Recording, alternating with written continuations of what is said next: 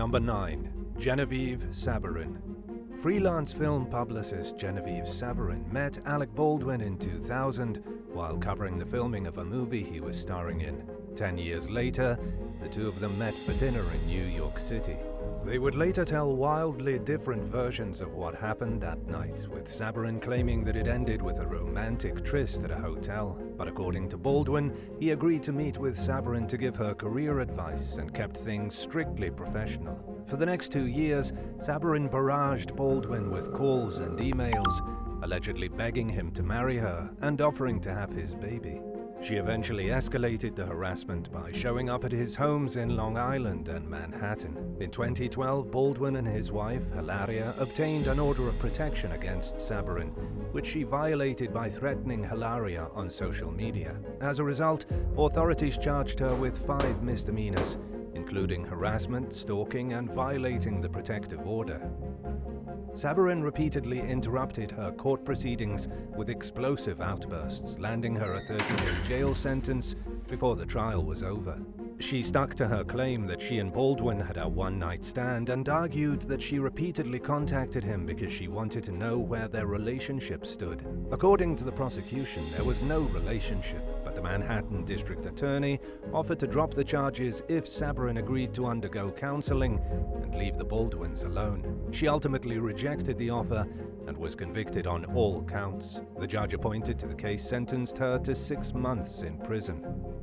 Although more than 10 years have passed, Saberin continues to focus on the case in her Twitter bio, which states that she was falsely convicted and is seeking exoneration.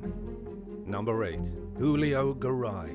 32-year-old Callie Garay left her husband, 50-year-old Julio Garay, after 7 years of marriage in 2020. By then, Julio had already been convicted of domestic violence against Callie and had an ongoing court case in California for his latest charges. He warned her that a restraining order was not bulletproof and that it wouldn't keep him away, but she filed for one regardless. On the application, Callie disclosed that Julio had access to guns and wrote a 12-page description of the horrifying abuse she endured, including death threats, routine beatings, and constant intimidation. She also mentioned his repeated threats to violate a restraining order if she ever got one. Callie was granted an emergency protective order and went into hiding with her 3 kids. Meanwhile, Julio remained free, despite the alarming allegations against him and his troubling history of domestic violence. Her cousin Sarah Rodriguez told news station KPBS that Callie previously tried escaping Julio in 2015. However, he found out where she was hiding and coerced her into moving back in with him, leaving Callie and her loved ones fearful that it would happen again. Just a month after her second escape, Julio showed up at her doctor's office on the day of her scheduled appointment and shot her dead while she shielded her children from the gunfire. Callie's case file was flagged to remind employees of the heightened concern for her safety, but an employee had told Julio the date of her next appointment when he called and asked for it. For the crime, he was sentenced to life in prison without parole for what many feel was a completely needless tragedy that slipped through the cracks of a failed system. Number 7. Michael Handley.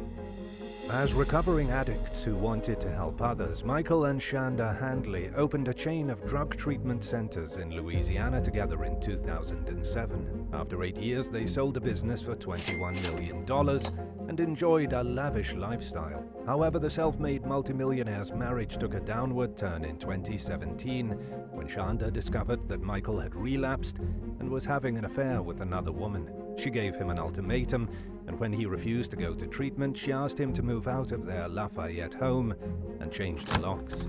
Unwilling to accept that the marriage was over, Michael alternated between begging Shanda to take him back and viciously harassing and threatening her. He also spied on her and sent intimate videos of her to their friends, family, and neighbors.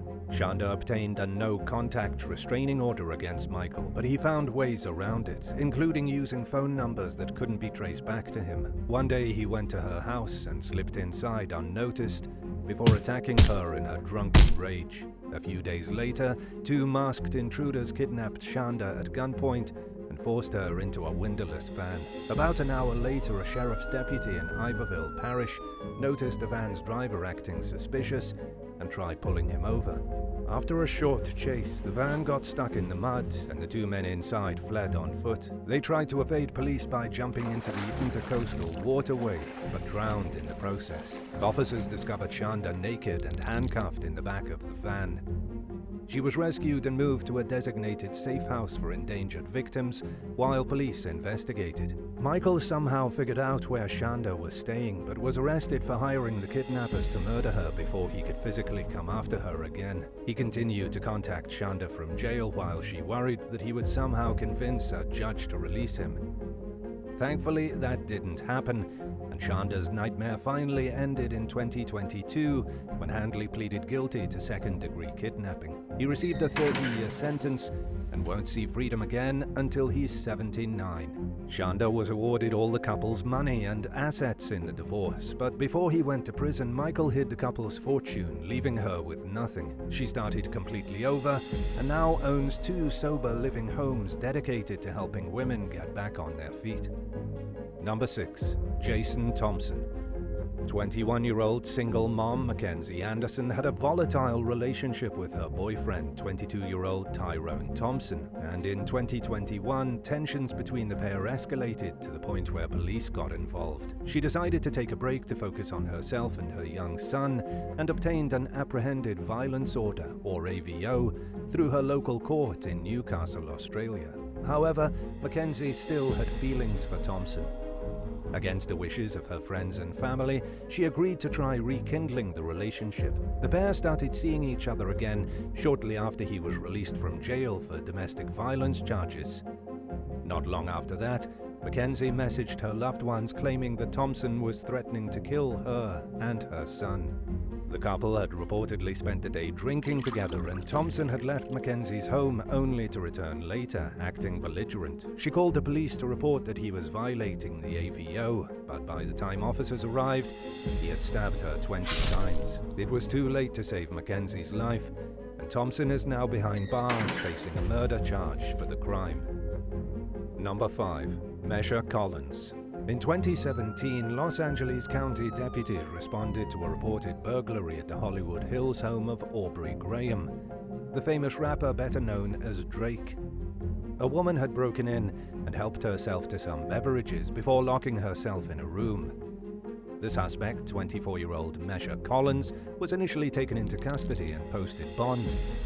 Believing that the woman had personal issues and perhaps needed help rather than punishment, Drake declined to pursue charges. However, that was just the first of several instances where Collins would trespass onto his property, and he became less forgiving as the woman harassed him repeatedly, both in person and online. It went on for years and escalated in 2021 when Collins sued Drake for $4 billion, claiming that he was posting her personal information online. By then, she had been arrested for trespassing 3 times and for assaulting and spitting on his fans at least 5 times. Drake contended that he had never met Collins and denied any wrongdoings. The judge ultimately tossed the case out. Collins then petitioned the court for an order of protection against the rapper, at which point Drake apparently became fed up and counterfiled. In his complaint, he accused Collins of threatening to kill him, his young son, and his lawyer. The judge ruled in Drake's favor and granted a temporary protection order banning Collins from going near him or contacting him. It wasn't long before Drake's lawyer filed a complaint against Collins for violating the order, accusing her of threatening to invade his home again if he didn't buy her a new house and car for her birthday. In April of 2022, the order of protection was extended to 3 years. Number 4. Edward Vincent Parks. In 2021, a woman contacted detectives in Jefferson County, Texas, and said that her ex-boyfriend wouldn't leave her alone, despite her repeated attempts to end their relationship. She accused 42-year-old Edward Vincent Parks of physically and mentally abusing her for 3.5 years, at one point breaking her nose. According to an arrest affidavit, Parks coerced the victim into staying with him by using manipulation, threats, and aggressive behavior whenever she tried to leave. A disturbing article in The Examiner describes how it took just 4 days for Park to start harassing her after she was granted a no-contact order order of protection. She blocked him and changed her phone number, and Parks was put in jail for 3 months for violating the order. During that time, he allegedly had people on the outside monitor the woman's online activity in an attempt to find ways to get in touch with her. Over a 5-week period that started shortly after his release, Parks contacted the victim more than 100 times. In September of 2022, a grand jury indicted him on charges of stalking and violating the order. The affidavit they read described how the victim believed that Parks would never stop contacting her. She was also afraid of what the man would do if she didn't communicate with him on some level. She felt that responding to Parks was the only way to pacify him enough to prevent him from slandering her on social media, threatening self-harm, and threatening to kill her. Parks is currently being held on a $250,000 bond as he awaits the next step in the court process. Number 3. Liam Mountford. Shortly after 19-year-old Ella Crow began dating 34-year-old Liam Mountford in Manchester, England in 2020, she had her life turned upside down by his possessive and controlling ways. At first, Mountford called Ella on video chat whenever she was with family or friends and made her show him her surroundings to prove that she wasn't out cheating. He then broke her phone to prevent her from contacting her friends altogether. Mountford's jealous behavior escalated throughout their 10-month relationship. In one incident, he screamed at her and forced her into his van while shocked bystanders tried to intervene. He also threatened to burn Ella's mother's house down, called her horrific names, threatened to post her intimate photos on social media, and wished her slow and painful death on her. Ella eventually had Mountford arrested, but he managed to avoid a jail sentence. The judge issued a restraining order banning him from any contact with Ella for 2 years. However, he violated it just days later by sending her a heart emoji on Snapchat. Fearing for her safety, Ella moved to Wales. Mountford was arrested for violating the order and was once again spared from jail time. The judge overseeing the case extended the length of the restraining order to 5 years, but understandably it was not enough to make Ella feel safe. In a Facebook post, she said that she feels the system has failed her and that she'll continue to look over her shoulder everywhere she goes while Mountford remains free to walk the streets. Number 2. Kirk Frederick Sprite. In 2009, a woman living in California's Napa Valley obtained a restraining order against 28-year-old Kirk Frederick Sprite. They met 4 years earlier at the gym where she worked and had no personal relationship of any kind, but Sprite allegedly wouldn't leave her alone, even after she told him she had a boyfriend. In her request for the protective order, the woman included a note Sprite had left on her car stating, "Regardless of whether you are tied down to someone else, I would like our relationship to improve. This is the only way I know how to handle this right." Sprite was accused of harassing the woman again, starting in 2022 after the order ran out. He sent her more than 100 messages per day, according to Sheriff spokesperson Henry Wofford, who spoke with the Napa Valley Register. The tone of the messages reportedly alternated between seemingly desperate begging and ominous warnings. In her application for a new order of protection, the victim included 213 pages of alleged unwanted correspondence from Sprite. The judge granted the order, which banned the man from any and all contact with her. Just hours later, Sprite tagged the woman and her relatives in a Facebook post. He was soon taken into custody on numerous charges, including stalking, and a search of his home turned up guns, ammunition, and a collection of handwritten letters to the woman. If convicted on all counts, he could face up to 8 years in prison. Number 1. Aaron McLaughlin. In 2019, a woman in Newcastle, England, obtained a restraining order against her ex-boyfriend, 20-year-old Aaron McLaughlin. The order banned McLaughlin from having any contact with the woman, but he repeatedly found ways to get in touch with her. He was punished multiple times for it and was even locked up more than once, but refused to stop reaching out to the victim.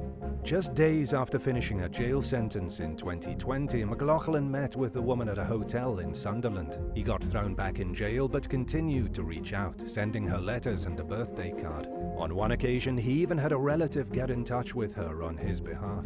During a hearing in 2021, McLaughlin's lawyer told the judge that his client had held on to the relationship for too long but that he had finally accepted that it was over. However, not long after that, he was jailed yet again for violating the order for the 10th time.